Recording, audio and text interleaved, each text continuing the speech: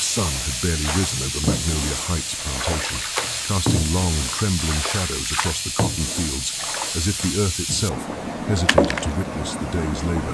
The air was already thick with the scent of damp soil and growing cotton, the earthy perfume of a land that demanded endless toil from those who were bound to it. Phoebe stood at the edge of the laundry yard, her scarred hands clasped together, feeling the cold morning air seep into her bones. Her fingers, permanently stiff from burns and cuts inflicted over 15 years of punishment, flexed only reluctantly. She traced the faint lines of a scar that ran along her palm and up her forearm, a souvenir of a moment when imperfection had been punished by the scalding bite of boiling water. The memory did not ache in the way it had when it first happened, but it hummed in her mind like a persistent echo, a reminder of the life she had endured and the work she had mastered. The laundry shed loomed before her, a massive wooden structure darkened by years of soot, steam, and water-stained walls.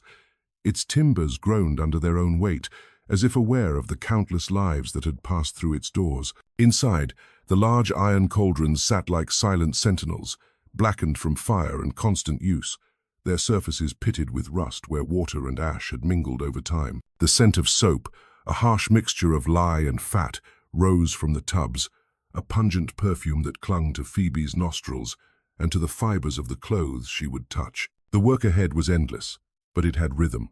It had always had rhythm, a cadence of water and scrub and sweat that Phoebe had learned to follow like breathing. The repetition was solace. The repetition was survival. For 15 years, Phoebe had lived among these walls, turning dirty cloth into white, smoothing wrinkles from every fold, scrubbing stains until they vanished as if they had never existed. Each shirt, apron, and undergarment told a story of carelessness or hard labor, of spilled wine, food, or sweat. Every imperfection was a mark on someone else's life, but to Phoebe it was also a chance to reclaim order from chaos, to assert some measure of control over a world that had otherwise left her powerless. Her hands knew the texture of every fabric, the stubborn resilience of certain stains, the correct temperature and angle to coax out dirt without tearing fibers. In those quiet hours of washing, she felt a strange authority, a fleeting dominion over the imperfections of others. But beneath the rhythm, beneath the water and soap, there was always the memory of Victoria Caldwell, the mistress of the house, whose presence lingered in the laundry shed like a spectre, invisible yet oppressive. Victoria's expectations had never been for mere cleanliness, they were for perfection. A fold in a sheet could earn Phoebe a backhand. A small imperfection on a dress could result in punishment that left her hands blistered and her spirit bruised. The memory of Victoria's gaze, cold and calculating, haunted Phoebe even in the darkest corners of the shed. Her sharp words, her disdain for anything less than immaculate whites, the cruel enjoyment she took in the fear she inspired, all of it had been woven into Phoebe's life until it had become indistinguishable from her own sense of reality. The rhythm of her work had saved her more times than she could count. While other slaves had crumbled under the weight of fear, Phoebe had found a kind of peace within the repetitive motions of her labor. Her mind drifted as her hands scrubbed a shirt or twisted a wet apron to wring out the water. Memories of her childhood rose unbidden, a lullaby sung by her mother, soft and sorrowful, full of a hope deferred but not abandoned. Her mother's voice was a balm to her soul even now, echoing faintly through the steam-filled air of the laundry shed. The song spoke of endurance, of survival in circumstances that should have broken any human being. Phoebe hummed it quietly as she worked, the melody threading through her mind and blending with the hiss of steam and the bubbling of hot water. Every morning, the work began the same way. Water was heated in the great cauldrons until it roiled and steamed. Lye was added, creating a pungent, cleansing smell that burned the nose but promised purity. Clothes were sorted, whites separated from colors, stained from clean. Each garment required attention, some for hours, others for only a few minutes. But every task demanded focus and care. The smallest mistake could ruin a dress, and every ruined dress was a potential trigger for punishment. Phoebe had learned to anticipate every eventuality, to predict the stubbornness of a wine stain or the resilience of a sweat mark. Her work was not merely about cleanliness, it was about mastery, about control over the only things in her life that she could truly influence. As she moved between the tubs, dipping garments into hot water, her movements were fluid and automatic. Each motion reflected years of practice, the muscle memory of labor etched into her body. She felt no resentment toward the clothes themselves, only toward the person whose failings had marked them. But beneath her calm exterior simmered a quiet anger, a growing understanding that the injustices she had endured were not isolated incidents. Victoria Caldwell's cruelty had been systematic, carefully measured, and relentless. Phoebe's body carried the evidence: burns, scars, and permanent damage that no amount of washing could erase. Her soul, too, bore the weight of a life spent under the tyranny of someone who believed her power over another person's body was absolute. Yet in these first moments of the day, there was no thought of vengeance. There was only the rhythm, the water, the smell of soap, and the hiss of steam. The sun rose higher, and the plantation came alive with the sounds of labor-field hands singing in the distance, oxen plodding through furrows, overseers barking orders. But in the laundry shed, time moved differently. It was a place apart, a sanctum of water, heat, and cloth. Phoebe's world existed in the small motions of washing, wringing, and folding. Within these walls, she found clarity and quiet. She had learned to endure because she had to, but she had also learned to observe, to catalogue, and to remember. She paused for a moment, her hands wet and raw, the steam curling around her face. She looked at the iron cauldrons, the large wooden paddles, the clothes that waited patiently on the lines. Each item represented a task, a challenge, a tiny measure of control over a life otherwise dictated by cruelty. And in that instant, Phoebe understood something she had never fully admitted to herself. The laundry shed was not just a place of servitude. It was a theater of possibility, a stage where the smallest decisions could ripple outward. It was here, amid the boiling water and scented soap, that she could wield a quiet power no overseer or master could ever truly grasp. Her hands, scarred and skilled, moved back to the clothes, dipping and wringing with deliberate care. She hummed the lullaby again, the notes threading through the warm, damp air like a secret. In the rhythm, in the silence between her motions, Phoebe found both refuge and reckoning. The laundry shed was alive with memory and expectation, with pain and endurance. And within it, Phoebe felt something that approached freedom, not the freedom of escape, which had been denied her, but the freedom of mastery over the work, the elements, and herself. This was the weight of soap and silence, the quiet, unyielding power of someone who had endured everything and learned to survive. Every day she returned, every day she scrubbed and wrung and folded.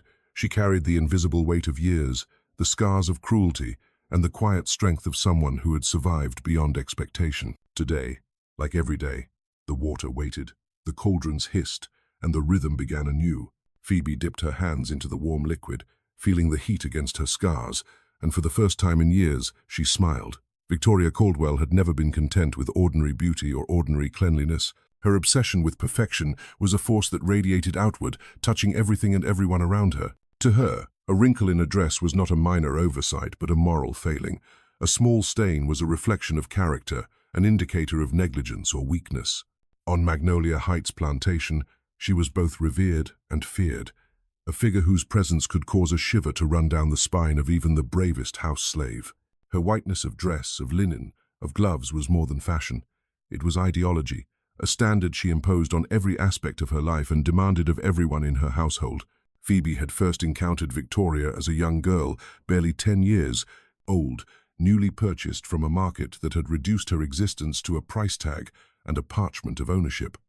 The first day in the Caldwell house had been a baptism of terror. Victoria had inspected her hands, small and untested, and decided immediately that they were insufficiently delicate for the laundry she would be assigned to. Within days, Phoebe had endured her first true punishment, dipping her fingers into boiling water because a small wine stain on a napkin had been overlooked, a simple oversight that was punished with fire. The pain had been searing, a shock that left nerves screaming and fingers blistered beyond recognition. Phoebe had screamed, yes, but the house's walls had offered no comfort. Victoria's expression had been one of satisfaction, as if the girl's agony had been a form of education. Over the years, Victoria's cruelty became ritual. Every day she inspected laundry with meticulous scrutiny, turning garments over and under with an almost religious reverence. She compared whites to a mental standard so exacting that no natural fiber could ever hope to match it. Shirts that were merely clean were deemed stained. Dresses that had been perfectly folded were called sloppy.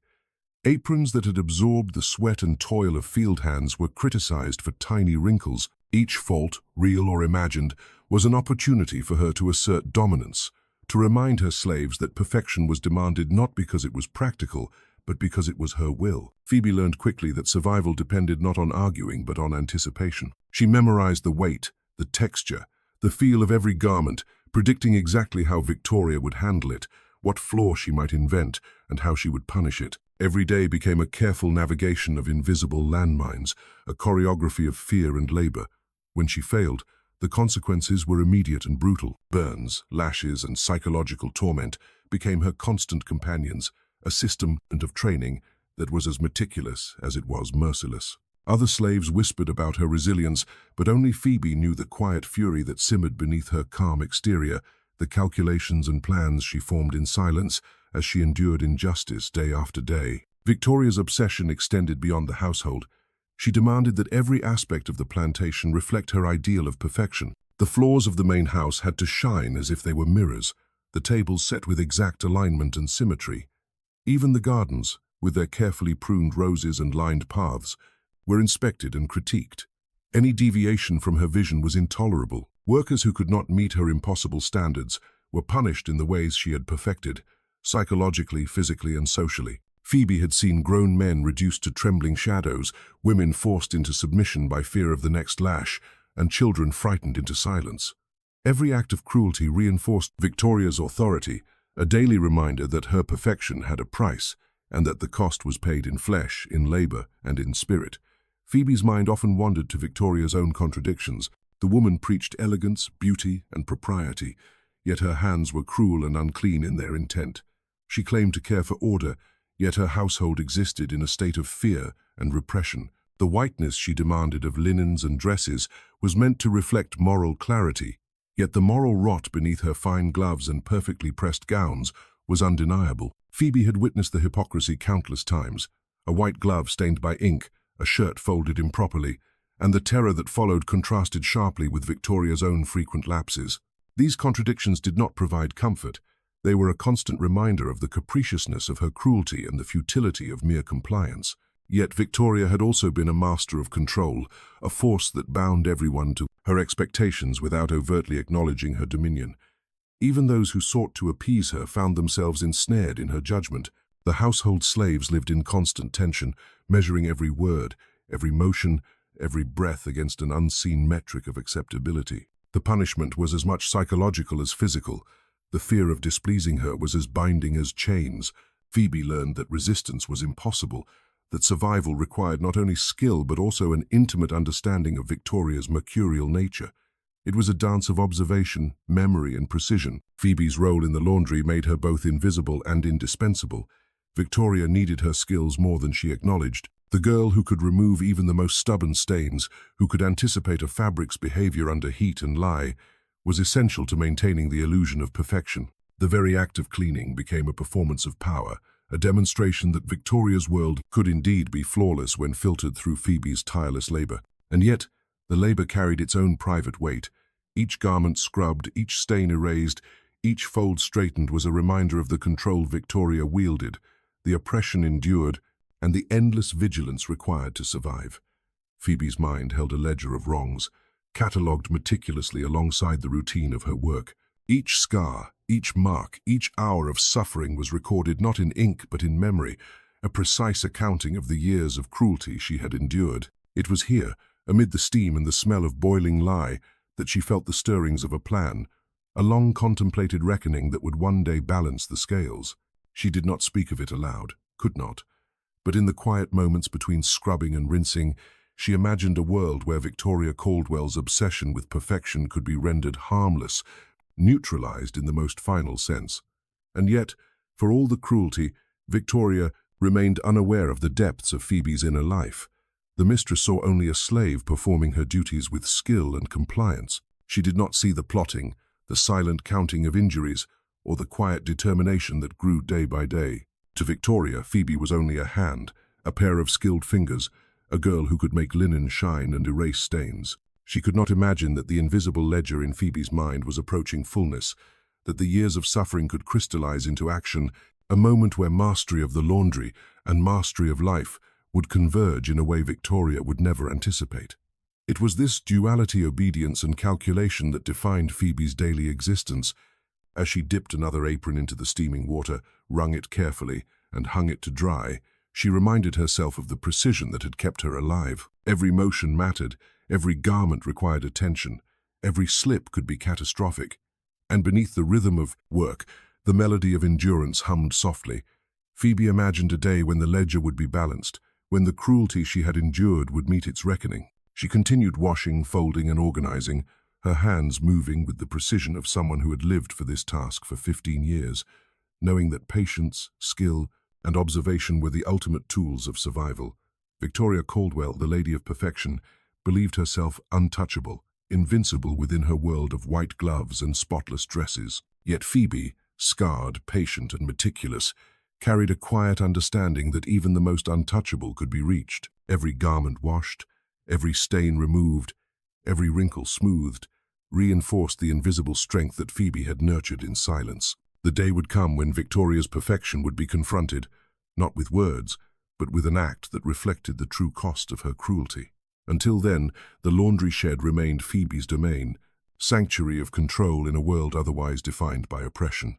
The stain was never just a stain. To Victoria Caldwell, it was a moral failing, a reflection of carelessness and a testament to imperfection that could not be tolerated. Phoebe had learned this lesson the hard way, after years of seeing the fury of a mistress who equated a single blot of wine or a crease in linen with a flaw in character. Every stain on a dress, every smudge on a tablecloth, every imperfection in a garment was magnified 1,000-fold in Victoria's eyes. It was a test of obedience, skill, and humility, and failure meant consequences beyond comprehension. Phoebe had encountered stains that were simple, stains that could be scrubbed away in minutes, but each had come with the invisible weight of fear, the pressure of knowing that a slip could lead to lashes, burns, or humiliation.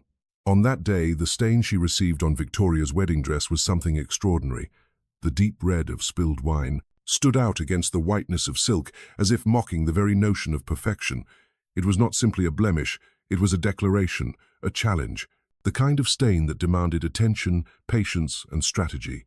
Phoebe studied it carefully, her eyes tracing the irregular edges, noting the density of the fibers, calculating the temperature of the water that would be necessary to lift the pigment without destroying the delicate weave.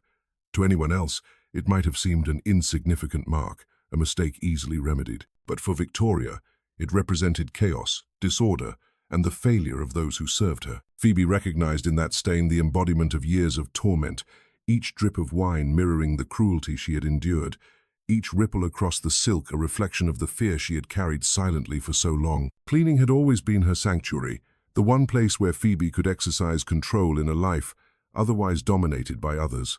She had spent 15 years mastering the art of cleansing, understanding how fibers interacted with heat, soap, and water, how to coax dirt from folds without damaging the fabric. Each garment was a challenge, each stain a puzzle, each wash a chance to impose order on a chaotic world. But this stain, this crimson blemish on silk, was different. It was personal. It carried the weight of a history of cruelty, a record of injustices unacknowledged by the world around her. The simple act of removing it had become intertwined with something far larger, the desire for justice, for rectification, for balance. Phoebe drew the wooden paddle close, her hands moving with the confidence born of years of practice. She filled the massive cauldron with water, heated to the precise degree she knew would loosen the fibers' grip on the stain without tearing them apart. Soap, scrubbing, gentle agitation, these were the steps that had always worked. Yet her mind was not on the mechanics of washing. It was on the symbolic act, on the notion that this stain was a representation of every mark Victoria had left on her body, mind, and spirit. Each hour of labor, each moment of terror inflicted, each scar carved into her hands and face, everything was distilled into this moment, into the swirling crimson in her hands. As she stirred the water, watching the stain begin to dissolve, Phoebe felt a satisfaction that went beyond professional pride. There was a moral weight to her task, a sense of rightness that permeated the room. She knew that cleaning a garment was usually a small act, a momentary correction of disorder. But today the act was monumental. The stain was not merely lifted, it was erased from the world, and with it, the power of the woman who had inflicted so much suffering. The silk began to brighten, returning to a semblance of purity, and Phoebe recognized in that transformation a metaphor for the justice she had long dreamed of. The perfection Victoria demanded was illusory, but in this act, Phoebe could impose her own order, her own sense of completion. The physical labor was intense, but Phoebe was prepared. Her hands, though scarred and misshapen from past punishments, moved with methodical precision. She alternated between stirring, pressing, rinsing, and wringing the fabric, ensuring that the fibers retained their integrity while the stain surrendered to the heat and soap. Every motion was deliberate, controlled, a reflection of years of mastering both the mechanics of her work and the discipline of patience. There was a rhythm to it, a cadence that soothed her mind even as her heart pulsed with a different kind of energy, the quiet, simmering satisfaction of someone who had endured and outlasted cruelty. As the wine stain began to fade, Phoebe thought about the way Victoria had shaped her life, how each act of cruelty had left an indelible mark. It was a long ledger of suffering, recorded not in paper or ink, but in flesh and memory. The burns on her hands were reminders of impatience punished with fire, the scars on her face evidence of the relentless demand for obedience. Every imperfection was punished as though it were a reflection of Phoebe's moral failure, a personal indictment she had never deserved. Yet here, in this moment, she was in control. The stain would not endure. Victoria's power over her was irrelevant, diminished by the mastery of skill and the inevitability of justice in the most literal sense. She thought of the other slaves who had been victimized by Victoria, their faces etched with fear and resignation. How many hands had been burned? How many backs had been lashed? How many spirits had been broken under the weight of impossible standards? Phoebe carried their suffering silently, cataloguing it alongside her own, a record of injustice that demanded resolution. And resolution would come. The stain was merely the beginning, a symbol of the ultimate reckoning that she would carry out with careful precision. Cleaning the silk was a prelude to cleansing the world of the woman who had inflicted such pain. As she worked, Phoebe's movements became almost ritualistic. She whispered a quiet song, a melody from her childhood that had survived years of oppression. It was a tune of sorrow, endurance, and resilience, but now it had a new meaning. It was a hymn to justice, a celebration of the inevitability of balance being restored. Each scrub of the paddle, each turn of the silk, each careful handling of the delicate fabric became part of a larger liturgy, one that acknowledged both the horror of the past and the promise of retribution. The water darkened, turning a shade reminiscent of dried roses, and Phoebe knew the moment of ultimate cleansing was approaching. The wine had surrendered its hold, the silk was nearly restored, and in that act, she felt a sense of moral victory. The stain, like the cruelty that had inflicted her and countless others, was being erased. Victoria's obsession with perfection, her tyranny, her cruelty, all of it could not withstand the inevitability of justice when wielded by someone who had suffered enough to act without hesitation. In that moment, Phoebe understood the full power of her labor. The stain on the dress was not just a blemish, it was a symbol, a reflection of cruelty crystallized into form.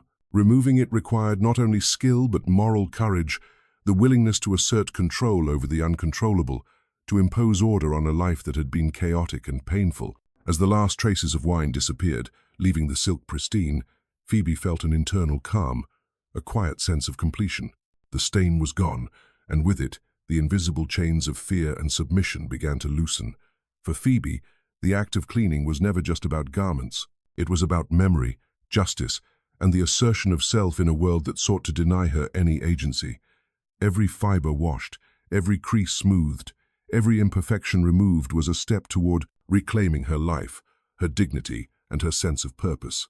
The stain had been formidable, but it had met its match in Phoebe, and in the act of erasure, she found not just professional pride but moral vindication. As the wedding dress floated in the water, cleansed and restored, Phoebe understood that she had reached a threshold.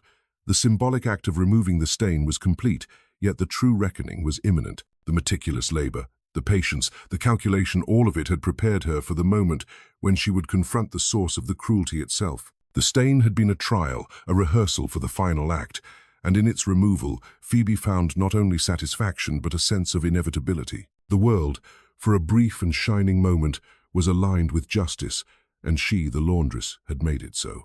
The cauldron of water rose in temperature as the sun climbed higher over Magnolia Heights. Phoebe measured every degree with the precision of a surgeon, her scarred hands moving with the confidence of one who had mastered not only the tools of her trade, but the calculus of pain and justice alike. This was no ordinary wash.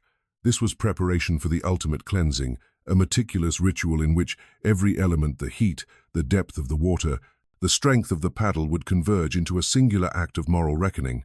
The cotton fields beyond the laundry shed echoed with the distant, rhythmic songs of the enslaved workers, their voices carrying across the property, oblivious to the storm of intent that gathered inside the walls of the shed. Phoebe had always understood the balance of power, the fragile hierarchy in which she existed. The house slaves feared the overseers feared the masters, and everyone feared Victoria Caldwell. Her cruelty was absolute, systematic, and merciless. But Phoebe had learned that cruelty, no matter how entrenched, left vulnerability's weaknesses invisible to those who wield it without care. She had been patient, enduring the burns, the lashes, the daily torments with quiet observation, filing every incident in the mental ledger of memory. And now, after 15 years of calculated endurance, she had reached the boiling point both in her spirit and in the literal searing water before her. The dress lay beside the cauldron, pristine after the scrubbing and rinsing, its silk fibers gleaming faintly in the morning light. It was symbolic, representing the purity Victoria demanded, yet never truly possessed. Phoebe considered the irony. She had spent decades perfecting the art of cleanliness, of erasing stains without destroying the integrity of the fabric, and now she would apply the same principles to the stain of human cruelty itself. She filled the largest washtub with water, heating it slowly, testing the temperature with her scarred fingers, calculating how the density of heat would interact with the human body. Calculations she had made countless times in her mind, a silent preparation for the act that would come. Every moment was deliberate, every movement exact.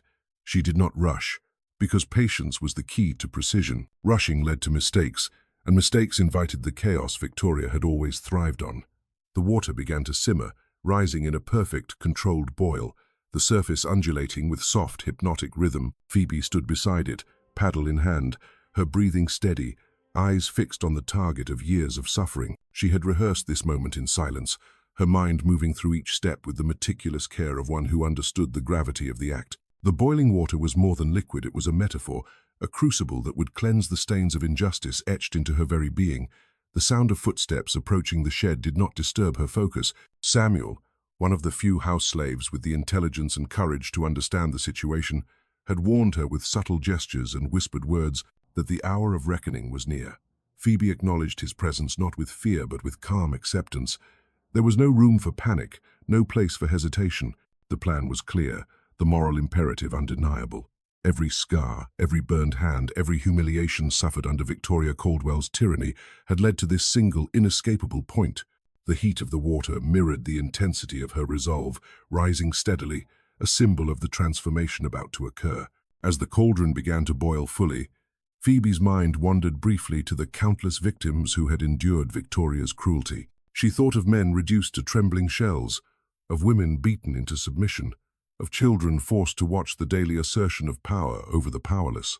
Each memory fueled the fire of her resolve, sharpening her focus. She would act not out of hatred, nor out of vengeance for personal grievance alone, but as the executor of justice that had been denied by law, by religion, and by society itself. The boiling water was not only a tool, it was an instrument of balance, an agent of restoration, a tangible embodiment of the moral equilibrium she had long sought. Phoebe prepared the wooden paddle, inspecting its surface, feeling the weight in her hands. It was a simple instrument, yet indispensable to the precise application of force necessary to maintain control over the act she was about to commit. She tested the edges of the cauldron, feeling the vibrations of the water as it reached critical temperature. Every bubble that rose to the surface seemed to echo the pulse of anticipation within her own chest, the rhythm of her own heartbeat resonating with the mechanical hiss and boil of the cauldron. She recalled the instructions she had given Samuel, an hour before notifying the master, an hour to complete the final steps, to finish the work she had spent 15 years perfecting. There was no fear in her mind, only clarity. The boiling water would erase what years of cruelty had inflicted, and in its heat she would find a form of justice inaccessible to law, unreachable by mercy, and invisible to the world that had ignored her suffering for too long. The final moments approached with a weight that seemed to press on every nerve. Phoebe observed the rising steam, inhaling its sharp, metallic scent, as though preparing herself for the culmination of decades of oppression. The water had reached the precise threshold she had calculated, the balance of lethality and control perfect. She felt the alignment of time, space, and moral inevitability. This was not a crime committed in passion or rage. It was the execution of justice in its purest, most deliberate form. Phoebe's hands, though damaged and scarred, moved with the confidence of someone who had been preparing for this moment all her life. She adjusted the water, ensuring that the temperature was sufficient to cleanse the stains of cruelty but without spilling beyond control. Every action was deliberate, every motion calculated. There was artistry in her precision, a grim ballet of morality and method. The boiling point was not merely physical, it was a symbolic threshold. Crossing it meant confronting the embodiment of cruelty itself and asserting the balance that had been denied to so many for so long. She thought of Victoria Caldwell, her mistress, her tormentor, the architect of years of pain. She imagined the woman's obsession with perfection, her relentless enforcement of impossible standards, her disdain for human frailty. Phoebe's mind catalogued every detail, the shrill laughter that accompanied punishments, the precise measurements of burns inflicted, the meticulous observation of each mistake punished to the extreme. It had all led to this precise moment, the boiling water, the paddle, the inevitability of justice delivered without hesitation. The cauldron hissed, sending clouds of steam into the air, wrapping the laundry shed in a mist that seemed almost ethereal. Phoebe took a final breath, centering herself in the intersection of morality, skill, and necessity. She could not undo what had been done in the past, but here, in the present, she could impose equilibrium. The boiling water was not an act of malice. It was an instrument of moral rectification, a reflection of years of calculated endurance, and an assertion of the self in a world that had tried for decades to deny her existence. Phoebe reached for the dress one final time, ensuring it was fully clean, every trace of wine removed. She regarded it with a quiet reverence, a symbol of both the cruelty endured and the perfection she had restored. Then, as the water rose in perfect violent readiness, she understood the threshold she was about to cross. The boiling point was literal and metaphorical. It was the moment when patient endurance became decisive action, when suffering was transformed into justice, when the oppressed could finally assert control over the source of their torment. She stepped back, paddle in hand, observing the water that had reached its precise temperature, every bubble a testament to the inevitability of what was about to occur. Her mind was clear, her purpose unwavering. This was the moment she had been preparing for her entire life, the boiling point of cruelty, the culmination of years of torment, the ultimate act of cleansing. Phoebe was ready. The air in the laundry shed was thick with steam, curling like fingers around Phoebe's shoulders as she moved, with the calm precision of someone whose mind had long since separated from the physical horrors of life. The boiling water hissed and roared, its surface trembling with anticipation, as if the cauldron itself understood the weight of what was about to occur. Phoebe's eyes, hardened and steady from years of enduring cruelty, traced the contours of the water, noting every ripple, every bubble, as though reading the fate written in its movements. She was ready. Victoria Caldwell had always been fastidious, obsessed with perfection, with appearances that betrayed nothing of the chaos within. Every wrinkle in a gown, every stain on a tablecloth, every smudge on the pristine floors had been an affront to her obsessive control. Phoebe understood this obsession better than anyone. She had endured it for 15 years, absorbing the daily, precise torments that Victoria inflicted on anyone deemed imperfect. Now, standing at the edge of the cauldron, Phoebe recognized that the woman's obsession had created the very conditions of her demise. Victoria's perfectionism demanded a world free of imperfection, yet it had blinded her to the growing storm beneath the surface, the simmering patience of the oppressed, the quiet, calculating resolve of one who had nothing left to lose. The dress, spotless and gleaming, waited beside the cauldron. Phoebe touched the silk lightly, feeling the smooth texture beneath her scarred fingertips.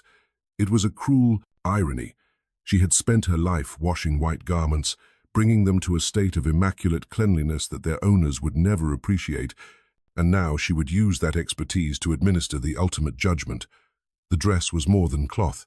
It was a symbol, a final gesture of poetic justice that Victoria had unknowingly prepared herself to meet.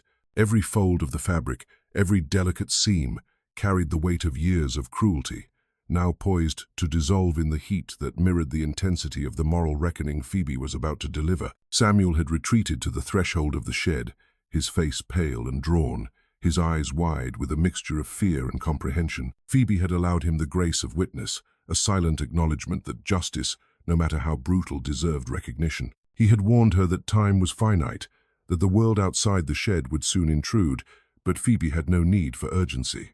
The rhythm of preparation was itself a kind of meditation, each measured action a rehearsal in focus, patience, and intent. The boiling water was no longer merely a medium.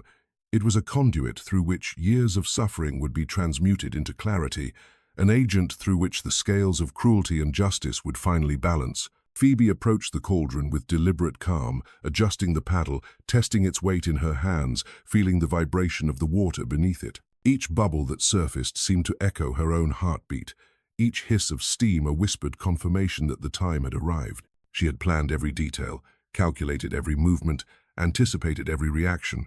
The water had reached its precise boiling point, neither too hot to lose control nor too cool to fail in its purpose. This balance was essential, a reflection of the equilibrium she sought to impose not only physically but morally. Her hands trembled slightly not from fear, but from the intensity of focus required to maintain the control over what was about to occur. Phoebe's mind, honed by years of suffering, moved through the sequence like a master strategist, executing a long-planned campaign.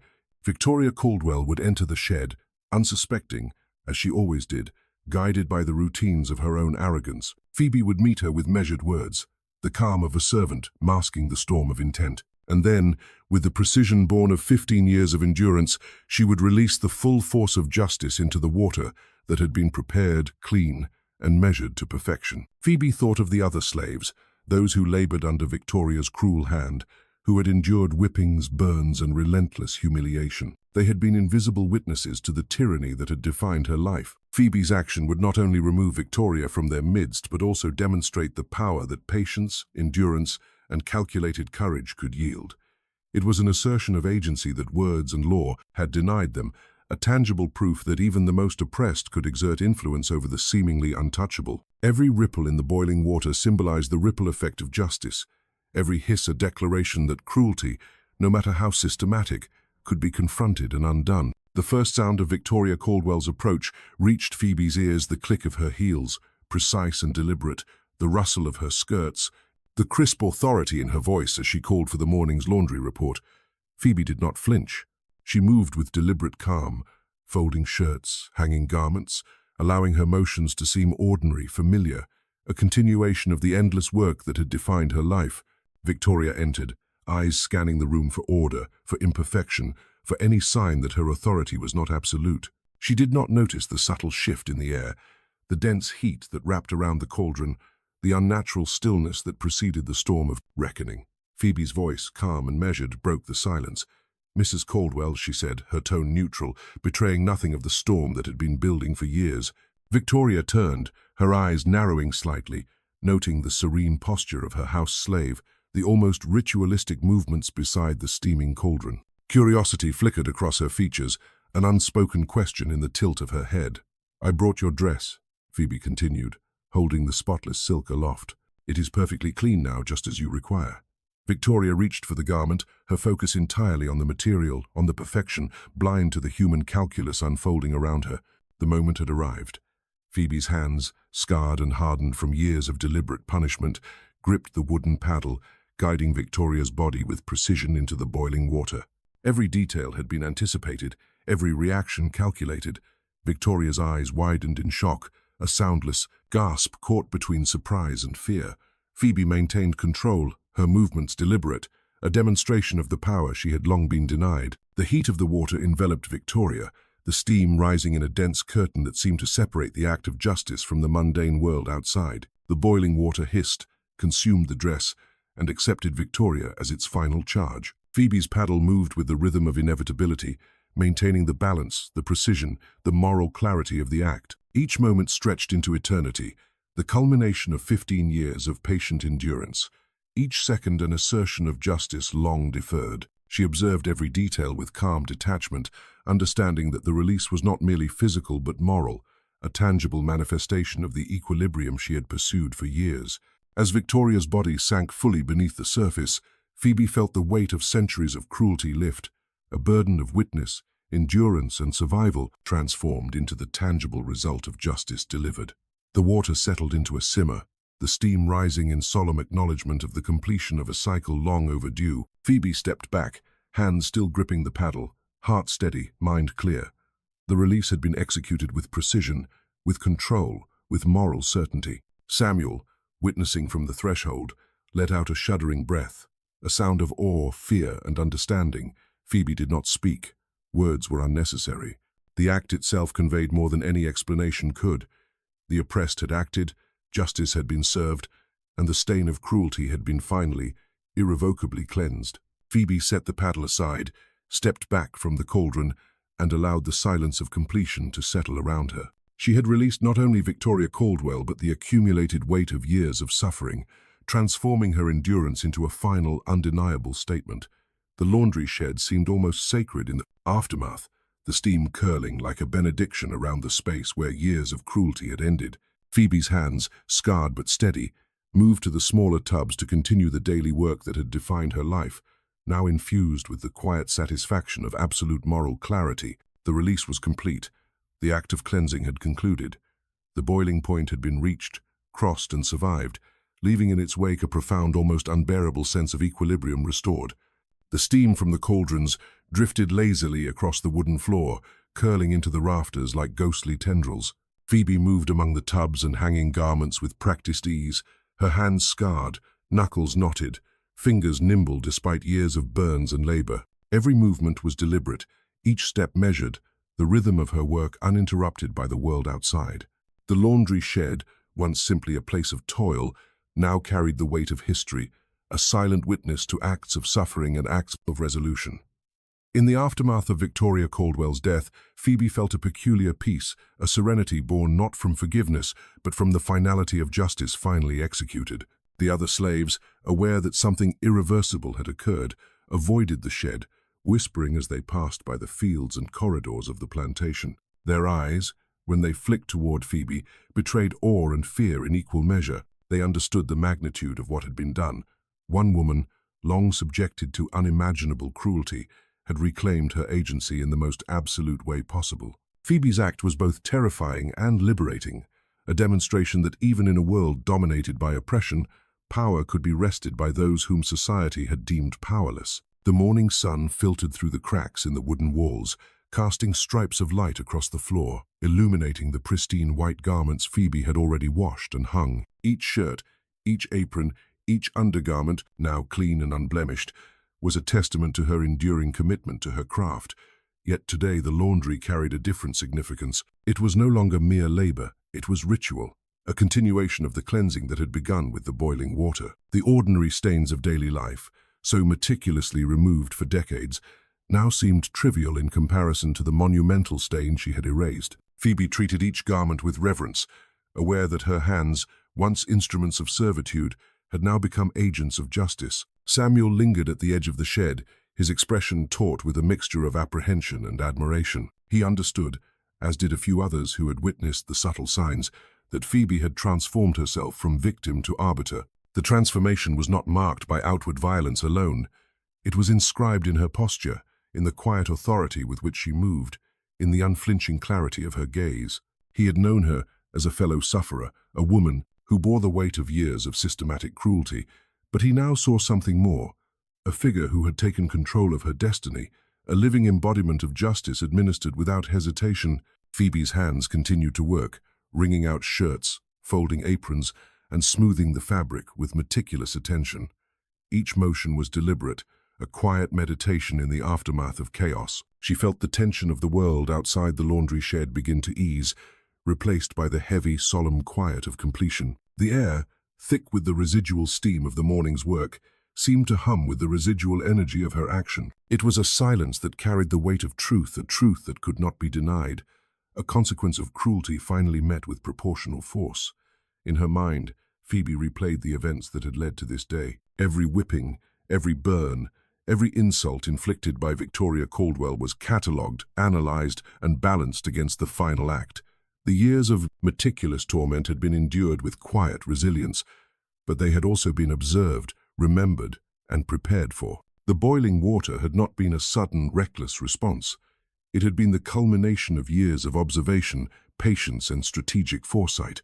In that clarity, Phoebe found a sense of inevitability, a recognition that the scales of human experience had finally found equilibrium. The other slaves began to emerge from the fields cautiously, drawn by a mixture of curiosity and the unspoken recognition that the ordinary rhythms of plantation life had shifted irreversibly. Their movements were careful, almost reverent, as they approached the shed and glimpsed the meticulously arranged garments. Phoebe made no attempt to speak to them, to explain, or to justify. Her presence alone conveyed the message that the world had changed. Even in silence, the act of justice resonated, demonstrating that cruelty could be met with resolution, that power could be challenged in ways both subtle and absolute. Phoebe's thoughts turned to the future, to the inevitable arrival of Master Caldwell and the authorities. She knew that the world outside would demand explanations, confessions, and punishment. She anticipated the shock and outrage that would ripple through the household and the broader community. Yet, she felt no fear. The act of justice had not been committed in ignorance or rage.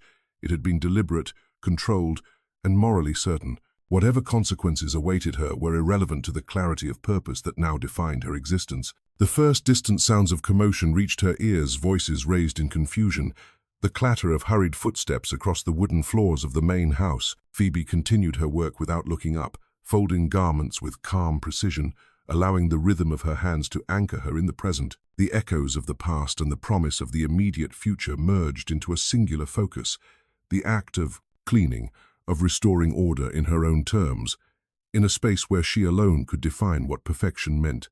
Samuel's eyes remained fixed on her, reflecting a combination of fear and admiration. He understood the weight of the silence, the gravity of what had been accomplished. It was a quiet declaration to the world that injustice, no matter how entrenched, could be confronted and corrected. Phoebe's hands, though marked by scars and hardened by years of toil, were now instruments not just of labor but of moral clarity. The rhythm of work, the cadence of folding and rinsing, became a meditation, a final affirmation of the justice she had delivered and the equilibrium she had restored. The hours passed slowly, marked only by the movement of garments and the distant hum of plantation life. The silence in the shed was profound, almost sacred, carrying with it the weight of history, suffering, and resolution. Phoebe felt an unusual lightness, a release from the invisible chains that had bound her for decades. In the quiet, she recognized the power of her actions, the moral certainty that had guided her hand, and the irreversible shift in the world around her. As the sun reached its zenith, casting a warm golden glow across the shed, Phoebe completed the final folding of the last garment. Each piece was arranged with care, a testament to years of meticulous labor and the deliberate artistry that had defined her existence. The silence in the shed was no longer merely absence of sound. It was a presence in itself, a witness to the finality of what had been achieved. Every ripple of steam, every faint creak of the wooden floorboards seemed to affirm the moral weight of her action, the equilibrium restored, the stain of cruelty finally cleansed. Phoebe stepped back, surveying the shed with calm satisfaction. The rhythm of work, which had sustained her through years of slavery, now served as a bridge between the past and the uncertain future. The silence of justice was complete. It was absolute, profound, and undeniable, a testament to the resilience of the human spirit, the inevitability of moral reckoning, and the quiet power that could emerge when patience, endurance, and clarity of purpose converged. In that moment, the world outside could wait. The plantation, with its fields, its overseers, and its history of cruelty, could proceed as it always had, unaware that a single act had irrevocably shifted the balance. Phoebe remained in the laundry shed, hands folded, eyes steady, surrounded by the evidence of a life spent in service, suffering, and ultimate vindication. The silence was her companion, her witness, and her affirmation. Justice, once deferred for 15 long years, had been delivered, and the world had been irrevocably, profoundly changed. The quiet did not last long. By late afternoon, the sound of horses on gravel began to echo across Magnolia Heights, the rhythm sharp and unmistakable. The silence that had settled over the plantation fractured under the pressure of alarm. Voices rose confused, panicked, urgent. The overseer's commands cracked like whips through the humid air, summoning the enslaved workers from the fields, ordering them into lines, demanding explanations for something that could no longer be explained away. Phoebe remained in the laundry shed, her posture calm, her hands resting gently against the rim of a wooden tub, her eyes fixed on the faint shimmer of steam that still lingered from the morning's work. She did not run. She did not hide. There was nothing left to conceal. The air outside grew heavy with tension, the kind that precedes revelation. Samuel appeared in the doorway, his face pale and strained, his body taut with dread. "They found her," he whispered. The words carried the weight of inevitability. Phoebe did not respond immediately. She continued to rinse the last of the linens, wringing them out with slow, deliberate movements. The rhythm of her work did not break. It was not defiance, it was composure. It was the assertion of control in a world that had denied her every form of it. Samuel's voice trembled. "They're coming here." Phoebe nodded once, slowly. "Let them." Her tone was even, her expression unreadable. She had long accepted that this moment would come. The act she had committed was never meant to be hidden. It was not a crime executed in secret, nor an act of passion. It was judgment measured, deliberate, and final.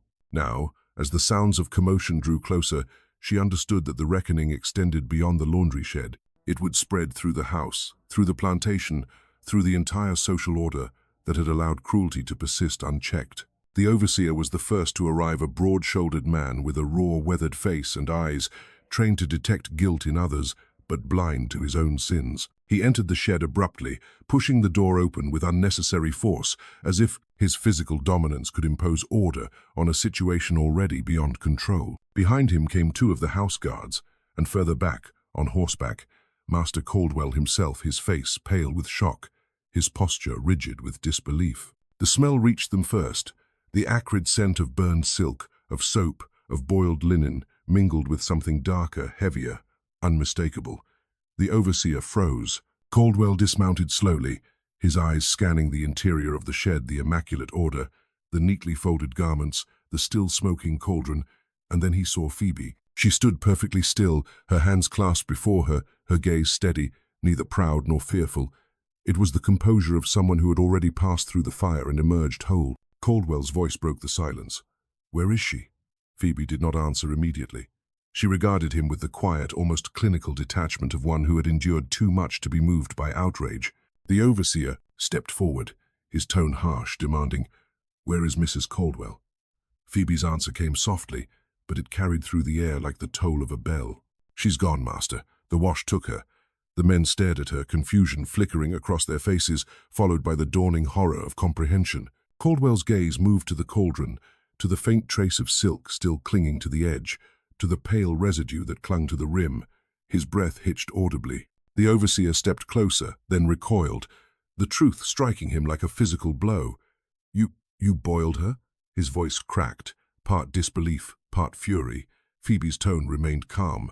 "I washed her clean, sir, as clean as she wanted everything else." The silence that followed was heavy, suffocating. Caldwell staggered backward, his face drained of color, his mind unable to reconcile the impossibility of what he was hearing with the evidence before him. The overseer's fury flared, his instinct to assert dominance reawakening in the face of incomprehension. He lunged toward Phoebe, his hand raised to strike, but Samuel moved first. It happened so quickly that for a moment, time seemed to fracture. Samuel intercepted the overseer's arm, deflecting the blow. His own eyes filled, not with rage, but with something colder resolve. The overseer shouted. The guards reached for their weapons, and Caldwell barked an order, but Phoebe remained still, unmoving amid the chaos. Her calmness drew the room back into silence. "Stop," Caldwell said hoarsely. "Don't touch her." He stared at Phoebe as though seeing her for the first time. "Why?" he demanded. "Why would you do this?" Phoebe met his gaze without flinching. "You never saw what she did," she said softly. "You never looked at what she broke. 15 years, master. 15 years of what no man should permit and no God would bless. You call it service. She called it order. I call it cleansing." Her words carried no hatred, only truth. Caldwell faltered, his composure unraveling.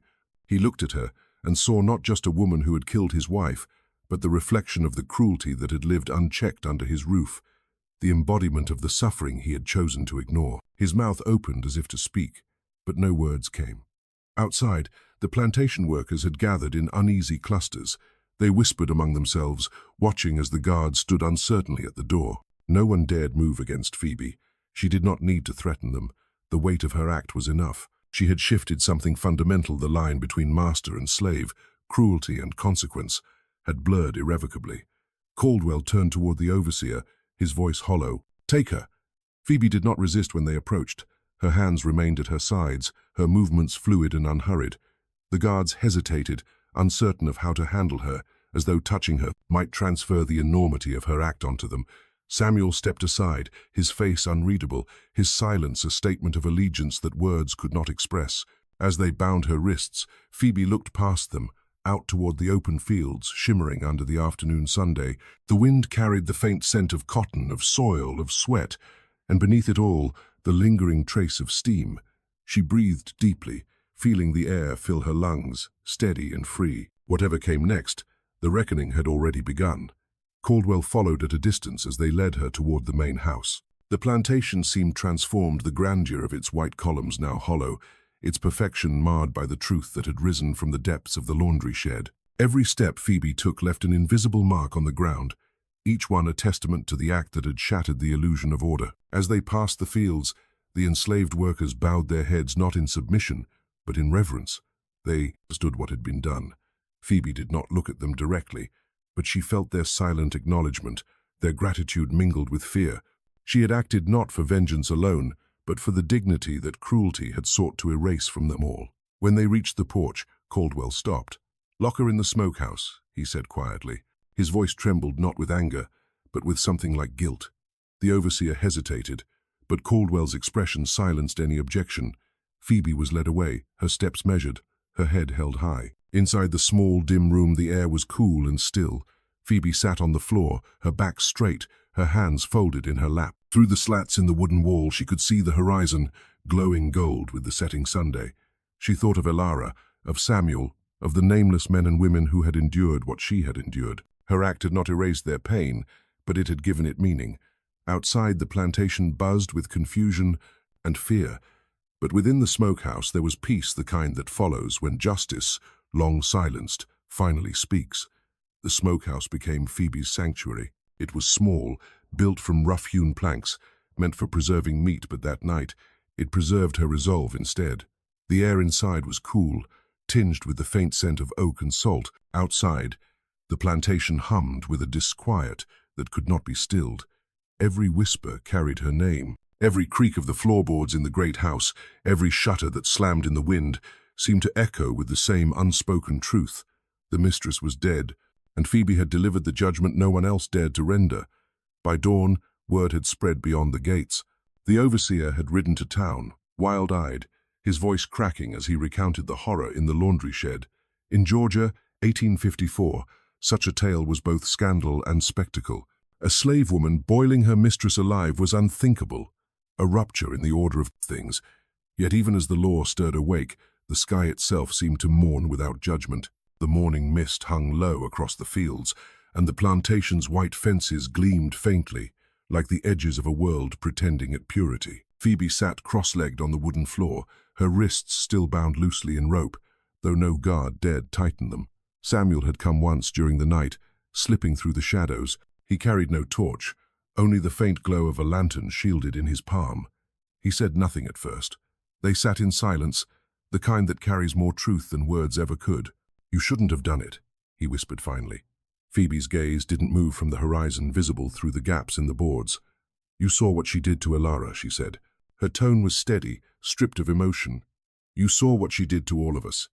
Samuel swallowed hard. "They'll hang you for it." "I know." The simplicity of her reply silenced him. He wanted to argue, to beg her to regret it, to plan escape, but her face was calm, as if she had made peace with the end long before the act itself. "Then why?" he asked, his voice breaking. Phoebe turned her head slightly toward him. The early light caught her profile, highlighting the tired grace in her expression. "Because sometimes," she said quietly, "the only way to wash out a stain is with fire." Samuel pressed his hand to the rope around her wrists, as if to untie it, but she stopped him with a look. "No, let it be. This was never meant to be undone." Outside, footsteps approached the guards, returning. Samuel disappeared into the shadows as quickly as he had come. The door swung open, and the overseer stepped in, his face drawn tight with fatigue and disgust. "They're coming for you," he said, voice low but trembling. "The sheriff, Judge Whitmore. Whole damn county wants to see this." Phoebe did not move. "Then let them." He hesitated, frowning. There was something about her stillness that unnerved him. The woman he had ordered, punished, watched labor without rest, now sat before him with the bearing of someone far above his reach. For a moment he almost respected her. Then the thought sickened him. "You think this was justice?" he hissed. "You think you're some kind of prophet?" Phoebe's gaze met his. "No," she said. "Just clean hands for once." The overseer slammed the door behind him. By mid-morning the wagons arrived from town. Two deputies and the sheriff came on horseback, followed by a small crowd of white onlookers, neighbors, merchants, wives, clutching their shawls against the wind. The courthouse in Millstone was too far. They decided to hold the hearing right there, under the oak tree that shadowed the main house. It was not a trial in the eyes of the law. It was punishment disguised as ceremony. Phoebe was led from the smokehouse, her wrists untied now, her steps slow and deliberate. Her bare feet brushed against the cool grass. The onlookers watched with a mixture of fascination and horror. Some of the plantation women averted their eyes, whispering behind gloved hands. The men stared openly, their jaws set, as though by looking hard enough they might restore their broken order. Caldwell stood on the porch, his hands clasped behind his back. He looked older than he had the day before, his posture sagging under the invisible weight of loss and guilt. When Phoebe approached, their eyes met. He did not speak, neither did she. The silence between them was deeper than accusation. Judge Whitmore stepped forward, a man of rotund build and theatrical gravity. He cleared his throat, unrolled a piece of parchment, and began reading the charges with exaggerated formality. Phoebe, colored woman, property of Caldwell estate, stands accused of the murder of Mrs. Eleanor Caldwell. His words droned on, but they could not reach Phoebe. She was listening to something else, the rustle of the oak leaves, the murmurs of the enslaved workers gathered at a distance, the faint call of a mockingbird perched high above. Nature did not join in this trial. It observed, impartial. When the judge finished, he asked, "Do you have anything to say before we deliver judgment?" Phoebe raised her head. Her voice carried clear across the yard. "I did what your laws never did," she said. I stopped her. A murmur rippled through the crowd. One of the women gasped audibly, another crossed herself. The judge flushed red. "You confess, then?" "I confess she burned in the water she made us carry," Phoebe replied. "The same water that washed her linens, her silver, her lies." The sheriff stepped forward, anger sharpening his movements. "That's enough out of you," he snapped. But Phoebe continued, her tone unwavering. "You call it murder. I call it cleansing. You think this ground's cursed because of me, but it was already cursed long before I came." Caldwell flinched. The words struck him like a lash. For a brief moment, their eyes locked again, and he saw, with a clarity that hollowed him, that she was right. Judge Whitmore banged his gavel on a makeshift stand. "Silence her," he ordered. "Sentence to be carried out at sunrise tomorrow." The decision was swift. There was no defense, no mercy. Phoebe nodded once, as if acknowledging a verdict she had long expected. The guards moved to lead her away, but before they could touch her, a sound broke through the murmuring crowd, a child's voice. "Ma! Ilara!" She pushed through the line of workers, tears streaking her cheeks. Before anyone could stop her, she ran to Phoebe and clung to her waist, sobbing into her dress. The sheriff hesitated, then looked away. For the first time that day, silence fell out of respect. Phoebe knelt, cupping her daughter's face in her hands. "Don't cry, baby," she whispered. "The worst of it's been washed away." Ilara shook her head, her small hands gripping Phoebe's dress as if to anchor her mother to the earth. "They can't take you," she cried. "You didn't do wrong." Phoebe smiled faintly. "Hush now. You keep your head high. You remember what I told you, clean things don't stay buried. They shine, even in the dirt." Samuel stood nearby, his face ashen, fists clenched at his sides. Their eyes met for one final wordless moment. Gratitude, grief, understanding. Then he gently pulled Ilara away as the guards escorted Phoebe back toward the smokehouse. The sun dipped low that evening. The air was still. From the window, Phoebe could see the fields glowing gold one last time. Somewhere beyond the horizon, she imagined freedom not as escape, but as peace, the kind earned by facing truth unflinching. Tomorrow, they would hang her. But tonight, Phoebe rested knowing that the stain had been washed out not from linen, but from history itself. The morning came pale and grey, a thin mist curling low over the fields. The air smelled of iron and dew, as if the world itself were holding its breath. Phoebe rose when the guards came for her. She did not wait for them to speak. Her wrists were bound once more, though gently no one dared touch her roughly now. Even the overseer kept his distance, his face shadowed with unease. The woman they led through the yard was not a criminal in chains, but something greater, something they could not name, a reckoning in flesh and bone. The plantation stirred slowly awake. Crows called from the fence posts, their cries sharp against the silence. The workers gathered at the edges of the yard, their faces expressionless but their eyes alive with quiet fire. Among them stood Samuel, shoulders squared, jaw set. Ilara clung to his leg, her eyes wide and glistening. She did not cry. Phoebe had told her not to. At the foot of the oak tree the gallows waited. It was crude built hastily from timbers cut from the old barn, the rope still stiff with newness. Beside it stood Judge Whitmore, his robe flapping faintly in the morning wind, and Sheriff Dunn, his hat in hand. Caldwell was there too, dressed in black, though the mourning cloth looked more like penitence than grief. His eyes were hollow, his voice gone. When Phoebe reached the base of the gallows, she stopped and turned toward the house. The porch gleamed in the early light, its white columns shining like bones. That was where Eleanor Caldwell had ruled from the seat of cruelty wrapped in silk and civility. Phoebe looked at it one last time, and a faint, knowing smile touched her lips. The house stood as it always had, but it would never be clean again. The sheriff cleared his throat. "Phoebe," he said, his voice heavy, "you got any last words?" Phoebe raised her head, the wind lifting a stray curl across her face. "Ain't no last words," she said softly. "Only the truth, and that's already been spoken." The judge shifted uncomfortably. "You stand here condemned by the laws of this state." Phoebe cut him off, her voice low but firm. "Your laws ain't never known mercy. Mine has." The crowd stirred. Even the guards looked away. Caldwell stepped forward, his boots crunching in the frost. "Phoebe," he said hoarsely, "you could have run. You could have lived." She met his gaze. "I've been living under her hand for 15 years. You call that life?" He faltered, his lips parting but no answer coming. There was nothing left to defend. He bowed his head, shame spreading through him like slow poison. The sheriff motioned to the guards. They led Phoebe up the wooden steps, each creak of the boards echoing like a heartbeat. She did not tremble. Her steps were measured, her back straight. When she reached the platform, the rope swung gently beside her, brushing against her shoulder like a whisper. A hush fell over the plantation. The workers stood in rows now, their eyes fixed on her. Phoebe looked out over them, not as a servant, not as a victim, but as a woman who had faced the fire and come through clean. The rising sun cut through the mist, bathing the fields in pale gold. It glimmered on the faces of those who had suffered unseen for generations, and for the first time they looked back without fear. Phoebe spoke, her voice steady and clear. "Don't look away," she said. "Don't ever look away. Not from them, not from me, not from what we was made to carry." Her words carried like a hymn, sinking into the soil, the trees, the hearts of everyone who heard them. Samuel stood rigid, his chest heaving. His hand gripped Ilara's shoulder, but his knuckles were white. "She ain't gone," he whispered to the child, though tears blurred his vision. "Not ever." The sheriff pulled the lever. The sound was brief, a crack, a sigh, then silence. The rope swayed. The oak branches above creaked in sympathy. The air itself seemed to shatter, then settle. The world did not end. The birds still called. But something in the balance of it all shifted. Forever. Phoebe's body hung still, her face turned towards the sunrise.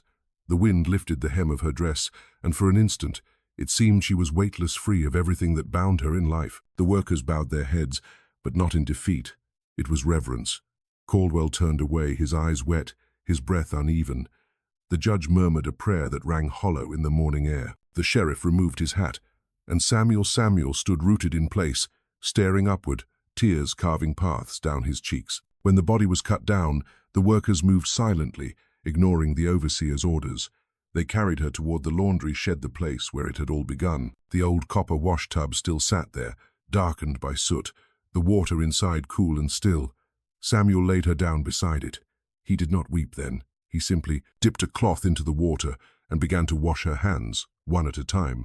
Around him, others followed suit. Women who had toiled beside Phoebe for years, men who had shared her burdens, they all came forward, washing her skin with trembling hands. Ilara stood beside her mother's head, clutching a small piece of linen one Phoebe herself had sewn. She pressed it to her chest, whispering, "You said clean things shine." Outside, the sun rose higher, turning the mist to gold. Caldwell watched from a distance, unmoving. He saw the ritual for what it was, a final washing not of flesh, but of sin. He felt the sting of his own silence, the guilt that no prayer could bleach away. For the first time in his life, he understood what justice felt like, not as vengeance, but as truth revealed. By noon, they buried Phoebe beneath the magnolia tree behind the laundry shed. There was no marker, only the scent of soap still lingering in the air, sweet and strange.